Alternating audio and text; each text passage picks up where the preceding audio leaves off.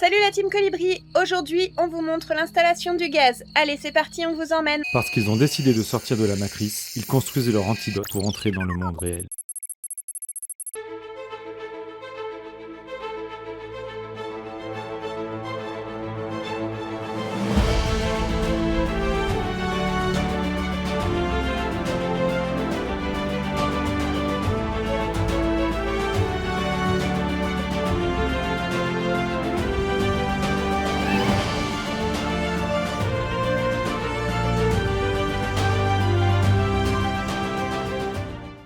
Bon, on a mis une petite couche d'impression dans la caisson du gaz. Comme ça, avant que j'attaque le gaz, que je fixe les détendeurs et tout ce qu'il faut. Les Voilà. filtres, tout Ouais, ça, les sangles. J'ai mis une couche d'impression, je mettrai une petite couche de peinture propre et puis comme ça on n'en parlera plus. Ça fait un peu la chambre stérile là, c'est tout blanc. Donc le caisson du gaz est prêt à être viabilisé, on va dire. Parce que je mette le reste du réseau de gaz. Donc là on voit les grilles intérieures. Donc j'ai découpé, j'ai peint avec de la peinture extérieure histoire qu'on protège bien le polyfond. Donc dedans j'ai installé le monocontrôle de chez Truma, donc qui gère en cas de choc de couper le gaz tout seul. Comme ça on peut laisser l'installation ouverte pendant qu'on roule. Et donc voilà, j'ai enlevé. Alors j'avais fait la bêtise, je vous le dis pour ceux qui vont faire pareil. C'est que j'avais mis du scotch là pour masquer. Je me suis dit, bah, comme ça quand je le peindrai, le scotch sera encore là. Que j'avais mis, il était prêt. Mais le souci c'est que je l'ai laissé depuis novembre. Ouais, depuis novembre. Donc vu qu'on est plein sud, ici ça a chauffé. Des fois j'ai aéré parce que ça sentait la PU. Donc il a bien cuit. Donc pour l'enlever, autant vous dire que j'en ai bataillé au diluant, les pauvres doigts. Et à la lame de cutter en dessous et tout, c'est un peu le carnage. Mais voilà. Donc là il est peint, il faut que je prépare la boucle de gaz là. Et on n'aura plus qu'à mettre le filtre à gaz, la lyre. Et il faut que je mette la fixation haute. Il faut que je voie ça. Et là je pensais peut-être mettre un bout de mousse, alors pas trop épais, mais par rapport à ça, il faut voir. Et que la sangle soit fixée, que quand on le serre, ça la cale. Enfin qu'on voit ça. Voilà pour le gaz. Donc j'ai fait un petit support pour pouvoir fixer. Je sais pas si je vais rien parce que là-bas il y a tout qui bouge. Je peux pas aller plus loin parce que là-bas ça bloque, c'est pas grave. Il faut fixer les deux colliers à gaz. Parce que c'est des colliers qui sont faits pour être plaqués contre le mur. Donc vu que là on est écarté du mur, ben, on est obligé de créer un décalage. On l'a pas fait hier soir parce que je voulais pas mettre le tasseau rectangulaire. Alors ça fait rire ma femme. Franchement tu t'embêtes bien pour rien. Mais voilà. Vous savez que si je m'embêtais pas, ça serait pas moi. Donc voilà, vu que le coffret de gaz, j'essaie de faire un truc quand même super propre. On reste un peu plus humble, assez propre. Vous voulez pas mettre un tasseau comme un cochon. Et puis voilà, là, je veux le peindre aussi avant de fixer le tube de gaz dessus. Il est encore fraîche de ce matin. Hop, voilà. Et là, c'est juste histoire qu'il soit blanc. Pas de couche d'impression, il n'y a rien. Je mets directement un coup de peinture extérieure histoire que ça fasse blanc et c'est tout.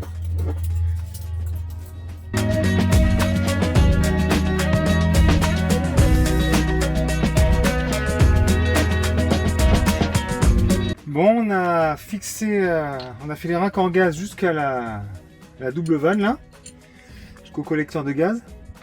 Donc du coup, on s'apprête à finir de fixer tout ce qu'il faut dans le caisson du gaz pour faire un essai à gaz réel, quoi, on va dire. Là. Pour tester le système. C'est ça.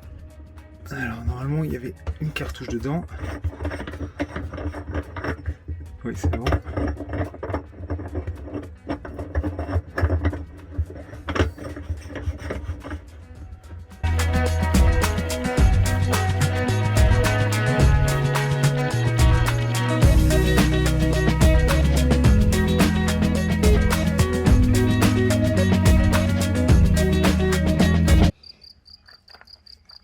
Donc on est en clair gaz.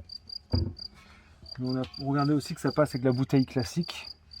Il y en a tout d'ailleurs, j'avais essayé avec les deux modèles.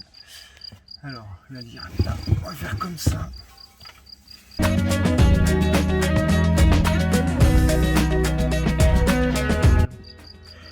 C'est vrai que la petite moquette, je pense que ça serait pas mal parce que tu vois, en tension c'est bon, en poussée il y a un peu. Parce que c'est pas nickel droit, tu vois, il y a ça peut-être qui touche là. Il faut trouver une moquette, un bout de mousse, un bout de feutre. Mais pas trop épais parce que j'ai pas prévu 3 tonnes de marge. On va trouver ça. Alors.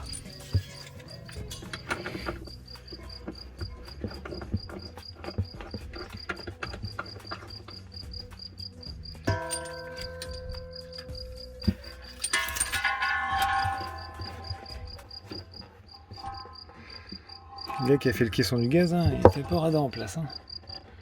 Quand on voit le jeu qu'il y a au frigo en haut, de toute façon, il n'y a pas beaucoup de marge. Ouais. Attends, on va choper des clés après. Là. Tac. Enfin, tu vois, surtout ce qui est important, c'est qu'elle puisse pas aller taper le truc. Mais là, comme elle est, c'est impossible qu'elle y aille. I've been living life right like I could just die any minute. Going for a ride down the side, PCH country limit. I don't need a guide, follow lights, take me where I wanna visit. Are you alive? Or just breathing? Cause I've been living life right like I could just die any minute. Going for a ride down the side, PCH country limit. I don't need a guide, follow lights, take me where I wanna visit. Are you alive? Or just breathe.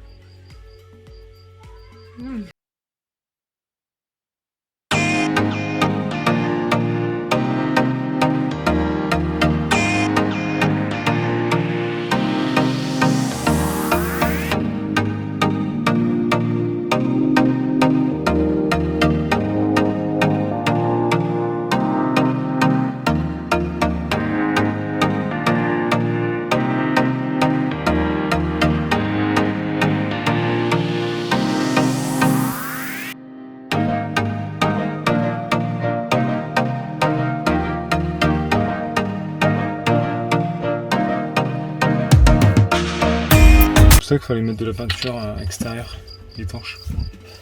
Donc comme vous avez pu voir, le caisson du gaz est fini, tout ce qu'il y a dedans. Donc là on sort à travers ce mur là. Donc là on a mis des attaches, on l'a coudé ici. Donc là j'avais fait un petit pincement sur le cintrage. Donc du coup j'ai mis un raccord à 90 degrés. Et là on arrive jusqu'au collecteur. Donc on a fait un essai. Vous avez vu, oui tu l'as, oui. Donc on a fait un essai, vous allez voir ça. Et du coup il n'y a pas de fuite pour l'instant. On touche du bois que ça dure. Hein. Donc là on a mis du produit à bulles. Il n'y a rien là non plus. Et donc maintenant là il faut qu'on finisse le réseau chauffage. Parce qu'on a fini de mettre en eau pour être sûr que tout aille bien. Maintenant on finit le réseau chauffage. Et on va remettre les meubles pour pouvoir mettre le four et la plaque de cuisson et donc finir ce réseau là.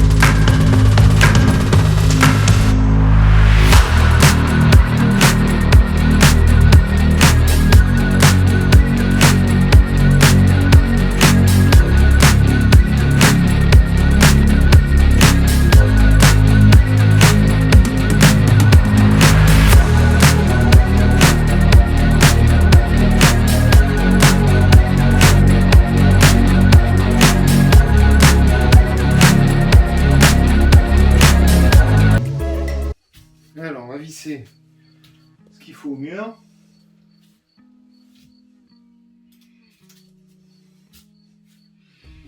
Ça bouge plus.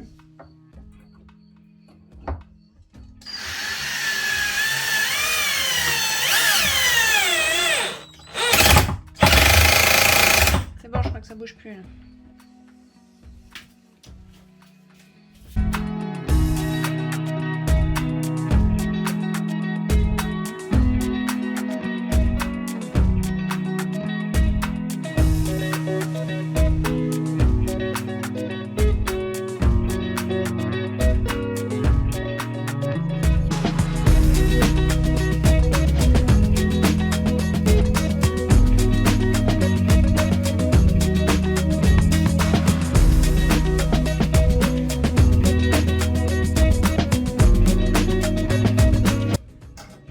du coup, on n'a pas oublié de changer les injecteurs. Hein. Par contre, Très important. Non, bizarre, on est qu'il est pas... Je les sers pas tous à fond, on va mettre ça. Ouais, c'était encore très bien expliqué. Très bien expliqué et très facile d'accès. Ouh. Très facile d'accès, ça c'est logique, hein. C'est dedans, il n'y a pas le choix. Mais... Oui, non mais... Truc à démonter, être à deux pour le tenir, c'était pas ce qui est le plus pratique quand même.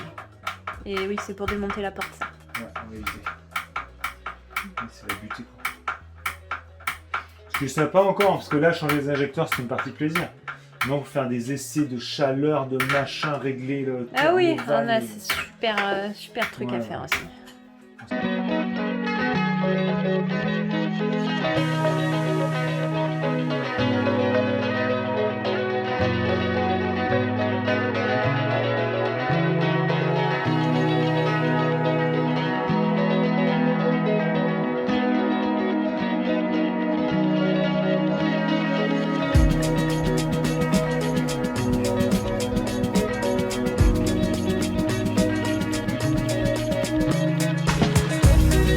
Bon, ça y est, on est prêt pour Caligaz. Voilà, prêt pour l'inspection. Plus que quelques secondes avant le rendez-vous. Et on vous tient au courant, on vous raconte ça dès qu'on a le résultat. Allez, croisez les doigts pour nous surtout. À tout à l'heure. Donc je vous fais un petit point, on a Caligaz qui est passé, donc c'est bon, on l'a vu, on est content. On va faire un petit point sur ce qu'il a vérifié, et voilà, ce qu'il avait à dire, ce qu'on a fait aussi pour être aux normes. Donc on va commencer par le dessus, ce qui est visuel. Donc on a collé tous les brûleurs, vous voyez, ils bougent pas tous. On a Avec collé. de la colle spéciale joint de four qui résiste C'est ça, à de 300, très hautes ouais. températures. Donc voilà, donc ça c'était pas la peine de le coller, tant mieux parce que pour le nettoyage c'est quand même mieux qu'on puisse l'enlever. Ensuite il fallait qu'on ait rien d'inflammable à moins de 20 cm de l'émission de flamme, donc du bord d'où sort la flamme. Là vous voyez on a moins de 20 cm, hein. Il n'y a pas photo. Et du coup il fait le contreplaqué ben, inflammable, vous voyez 14,5. Donc du coup on a fait faire une crédence en alu. Tant qu'à faire on l'a fait faire qu'il fasse tout long, qu'il fasse comme ça quand on donnera un peu d'éponge on s'en ira pas le mur. Sur cette partie là et en retour là. Alors on a fait faire en alu pas en inox parce qu'on va pas la laisser comme ça. Oui, parce que vous allez dire c'était bien la peine de peindre le mur en bleu si c'est pour y mettre de la crédence en inox. C'est pour ça. Donc maintenant il va falloir qu'on voie comment on va faire peindre ça. Donc on a la solution de le faire faire un thermolaquage chez la personne qui nous a découpé ça. Alors il y a deux petits soucis déjà, c'est que c'est assez cher. Bon après c'est sûr que ça tient longtemps. L'autre souci c'est qu'ils sont obligés de le pendre. Et pour le pendre, soit ils font des petits perçages, ce qui m'embête un petit peu. Ou il faut qu'il soude une petite patte derrière, mais qui dit souder, dit un point de chauffe, et ça risque de se voir aussi. Donc je sais pas trop, sinon je vais voir avec un carrossier, voir s'il pouvait nous faire nous le peindre de la couleur, donc ça du fond, le bleu turquoise du mur, et c'est là de ce blanc là, histoire qu'on les voit le moins possible. Voilà, ensuite vous avez vu qu'on a... Ensuite, vous avez vu qu'on avait un joli cadre en chêne, hein, comme sur toutes les fenêtres. Donc là, on l'a enlevé parce qu'évidemment, le cadre en chêne, c'est du bois. Donc du coup, on a fait un capotage en alu pareil. J'ai fait une cornière alu pour protéger là. Donc voilà. Donc là, on l'a mis en provisoire pour qu'on n'ait pas de soucis. Donc on va voir comment on va faire après. Parce que mine de rien, il sera quand même à 18 cm. Voilà, à peine. Un bon 18 cm. Ça serait le gros feu, ça serait peut-être un peu plus embêtant, mais bon, on va voir. Si ça craint rien, on remettra le cadre en chaîne et puis bon, on sait qu'on a toujours le capotage, s'il faut rajouter par-dessus, faire quelque chose. Mais je pense que ça devrait aller. Donc voilà pour la partie sur le plan de travail. Sous le plan de travail, pour qu'ils puissent vérifier les raccords, j'ai ressorti le meuble. Il y en a qui étaient au SVA, ont dû voir tout monter, ils se disent mais pourquoi ils redemandent tout? Donc voilà, donc comme ça il a pu vérifier le raccord là, les collecteurs ici, et les raccords à la plaque et au four. Donc voilà. Et pour les normes pour remplir, il nous a fait mesurer la longueur des tuyaux de cuivre jusqu'à la nourrice ici, et après de la nourrice aux éléments. C'est ça, il faut le réseau principal et après le réseau secondaire. Plus évidemment la partie qui est dans le caisson. Ouais. Après on a affiché là les consignes de sécurité à l'attention des utilisateurs. Donc voilà, comme ça sera près du gaz. On a collé nos étiquettes. Voilà. Bricoler maison, vous avez vu, c'est pas rond, c'est pas bien découpé, c'est moi qui l'ai fait. Donc voilà. Et après on va aller vous montrer le caisson du gaz. Donc voilà ce qu'on a fait, juste mis un autocollant et c'est tout. Donc là, il a vérifié les ventilations. Donc on a bien 50 cm² en ventilation basse. Et les 200, je crois qu'il fallait, ou 150 en haute, bon, oui. En haute, on a largement la marge parce que je crois qu'avec le petit lanterneau, il faisait la... Et donc pour ceux qui se posent la question, parce que nous on se l'est posé, sur l'aération, c'est la dimension totale du véhicule qui est pris en compte, pas uniquement la cellule, parce qu'il y avait il n'y a pas de passage cabine. Oui, donc il voulait quand même prendre toute la dimension. C'est cabine plus cellule. Donc, bah, du coup, c'est ça, c'est 50 cm² basse et je crois que c'est 250 haute, comme ça. Et du coup, les deux cumulés, lanterneau, ça passait Large. Voilà, on a dû faire une petite modification aussi. Hop.